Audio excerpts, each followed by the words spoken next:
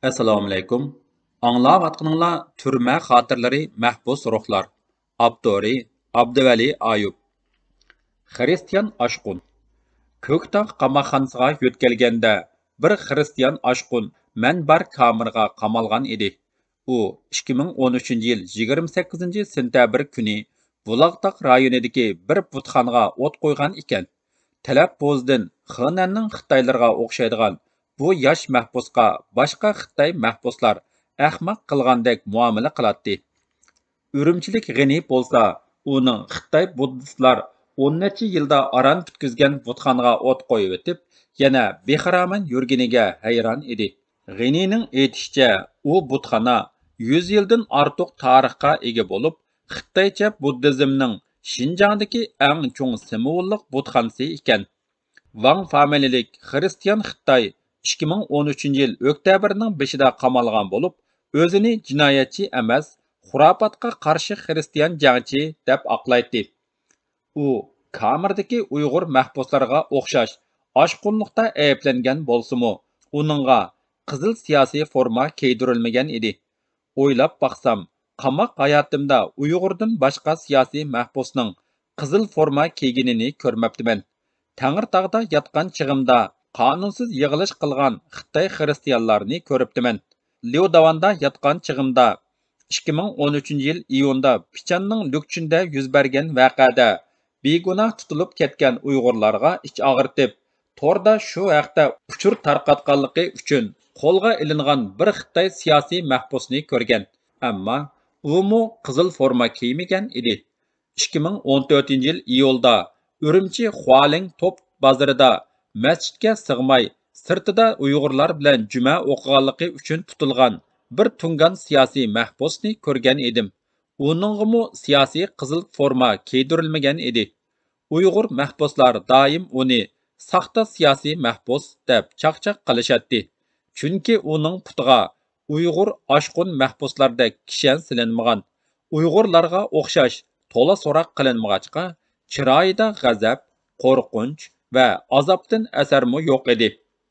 Vanga kamerdagi Uyg'urlardan eng qiziqqani Wuhanda o'qigan Sidiq ismli bir o'quvchi edi.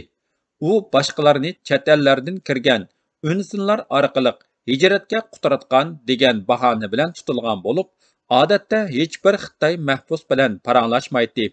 Sidiqning kamerdagi birdan-bir do'sti shu oshqun xristian Wang edi. Ikkisi billa kiriyotdi. Bir-birining mo'rlarini tutishib ketadi. Bir Uyg'ur musulmon bilan bir Xitoy xristianning qizg'in suhbatlari kamerda hayronliklarga sabab bo'ladi. Kashlik tashviqot filmlarini ko'rish vaqtidami ikkisining gapi tugamaydi.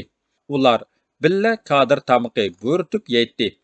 Men Sidiqning Wangdan boshqa bir Xitoyga gap qilganini yoki beshini ko'tarib qarab baqqanini ko'rmagan edim.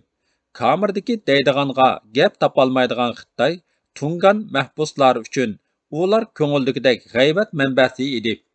Wangning g'alita mijozidanmi yoki mantiqsiz so'zlari sababdanmi nemishqidir kamerda yomon ko'riladi. Boshqa Xitoy mahbuslar uning Iso payg'ambar dadasiz tug'ilgan degan so'zlarini masxara qiladi. Uning muqaddas ruh, qutquzg'uchi, Hazrati Maryam degan so'zlarimi kulkiga qoladi. Hatto mahbuslar butxonaga o't qo'ygan vaqtda nervidan ketib bo'lgan yoki xristian bo'ldim deb boshqalarning mingi yuyishiga uchrab ketgan deb qaraydi. Wang boshqalarning rost yolg'ondan e'tiqodi haqida so'rgan savollariga tafsiliy javob bergan bilan Iso payg'ambarga kinoya qilinsa sabr qilolmaydi. Sidiq Xitoycha mundishayotgan do'stidek taxta karavotda yotolmaydi. Bu ikki do'stning biri Xinanda 7 yoshida kelib, Urumchi noposi bilan bo'lgan. Yana biri Urumchida tug'ilib, Urumchida cho'ng bo'libmi, texicha Urumchi noposi ololmagan edi. Wangning Xinan talaffuzi faqat o'zgarmagan. Oliy maktabga o'talmagan. Sidiq bo'lsa inglizchami biladi. Xitoyda dangliq bir oliy maktabda o'qigan. Sidiq Xitoylarning o'tmishidan bugunigacha maktablarda o'rgangan. Wang bo'lsa Uyg'urlarning tarixini emas, bir Uyg'urning kechmishini bilmaydi.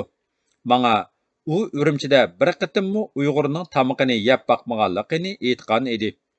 Sidiq bilan Vangning kashlik orom olish vaqtida boshqalarga o'xshash qizil filmlarga vaqt isrof qilmay, qizg'in paransilishlari menga qiziqarliq tuyulatdi. Uyan buyan o'tgach quloq solsam, ularning buvi Maryam ona, Isa alayhissalom, Odam ota va Havo ona haqida mungdashqanligini anglab qolatdim. Gepiga qo'shiq solg'ularim kelib, kichik tillarim lepildab ketsa-mu, ularning quloq yiqishlaridan menga qarorga ko'zi yo'q edi. Menga Vang Sidiqni xristian qilishga, Vangni Sidiq musulmon qilishga kuchayotgandek ko'rinadi. Sidiq Vangga tamoq buyurtib beradi.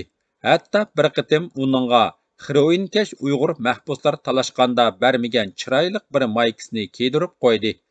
Ko'ktog' qamoqxonasidagi kunlarda uydan na pul, na ichki kiyim kirmagan Vangning chiroyi Sidiqning puliga yeyotgan kodir tomoqlari va xush muomalasi bilan echilib, boshqalar har qancha masxara qilsa-mu, yoqqa siqishmaydigan bo'lgan edi. 2014-yil sentabrning oxirlaridagi bir juma kuni tuyuqsiz jiddiy holat pushtiga chilindi. Kameraning eshiklari jalaqlab echilib, ikki qurolliq askar avtomatlarini batlashib, eshikning qishiga kelib tik turdi. Hammaylan buyruq bo'yicha kiyimlarimizni silib, onadan tug'ma holatda, odatda bo'yindab qarashqimi yo'l qo'yilmaydigan havolanmaga chiqib, tomga qarab turdik. Bu ba'zida haftada bir, ba'zida 2 haftada bir bo'ladigan cho'ng tekshirish edi. Bundaq tekshirishlarda kamerada tamaka, chaqmoq, dora va boshqa teg'liq buyumlarning bor yo'qligi nuqta qilinadi. Odatda eshikning qishiga kelib, uni buni so'rab qo'yibla ketib qoladigan qozoq Gundupay u kuni bir-birlab oldimizga kelib, olqonlarimizni ichib, g'ulach kirishga buyurdi. Shu daqiqada oldimda turgan Vangning Sidiqqa bir narsa tutqizayotganligini ko'rib qo'rqib ketdim.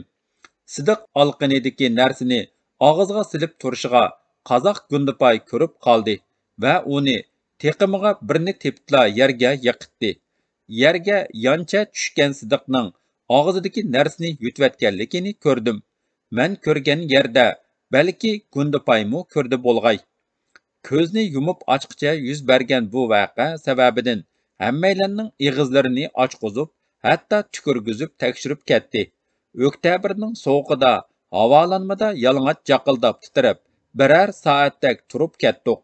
Sidiq kamerada tamaka saqlagan, tekshirishda tamakini yutib olib, izini yo'qotgan degan gunoh bilan jazolanib, ayrim kameraga qamaldi. Kameradagi boshqa mahbuslarga qoidaga xilof qilmishni yoshirgan deb gunoh ortilib, kashlik tamoq bermaganning ustiga kecha soat 3gacha uxlatmay diqqatda o'ltirg'izib qo'ydi.